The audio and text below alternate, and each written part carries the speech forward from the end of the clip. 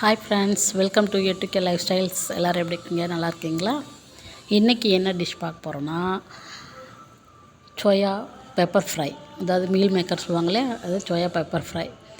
அது ஒரு 200 கிராம் எடுத்துகிட்டு கடாயில் தண்ணி ஊற்றி கொஞ்சம் உப்பு போட்டு கொஞ்சம் மஞ்சள்தூள் போட்டு நல்லா ஒரு 10 நிமிஷம் கொதிக்க விட்டு எடுத்து பச்சை தண்ணியில் போட்டு ஆற வச்சுட்டு நல்லா புழிஞ்சு இந்த மாதிரி எடுத்துக்கோங்க. நல்லா புழிஞ்சு எடுத்துருக்கோங்க. அடுத்து இஞ்சி பூண்டு பேஸ்ட்டு ரெடி பண்ணி வச்சுக்கோங்க. இதுக்கப்புறம் கடாயில் 2 டீஸ்பூன் பெப்பர் போடுங்க. Black pepper 2 teaspoon pepper, 1 teaspoon சோம்பு,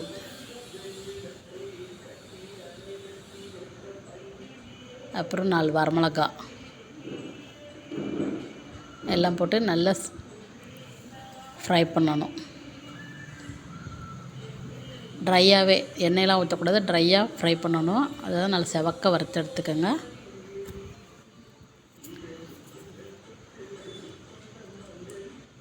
நல்லா இந்த மாதிரி ஃப்ரை பண்ணி செவக்க வறுத்து எடுத்துக்கணும். மிளகு பார்த்திங்கன்னா அப்படியே டப்பு டப்புன்னு வெடிக்கும்.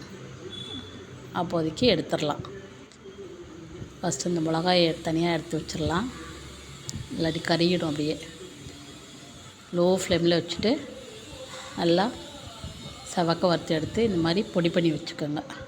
மிக்ஸி கப்பில் போட்டு கொரப்பாக ஃப்ரை பண்ணி அரைச்சி வச்சுக்கோங்க. அதுக்கப்புறம் கடாயில் 4 டீஸ்பூன் எண்ணெய் ஊற்றி 3 கிராம்பு, 3 நட்சத்திரப்பூவில் 3 ஏதல் போட்டுட்டு 1 டீஸ்பூன் ஜீரகம் போட்டு கொஞ்சம் பெருங்காயம் போட்டுட்டு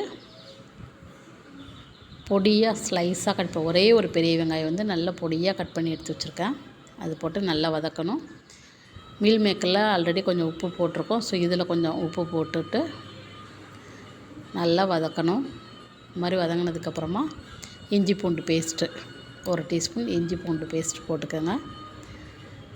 அதுக்கப்புறமா கருவேப்பிலை போட்டு ஒரே ஒரு பொடியாக நறுக்கின தக்காளி, கொஞ்சம் மஞ்சள்தூள் போட்டு நல்லா ஃப்ரை பண்ணிவிட்டு நல்லா வதங்கினதுக்கப்புறமா சோயாவெலாம் போட்டுங்க.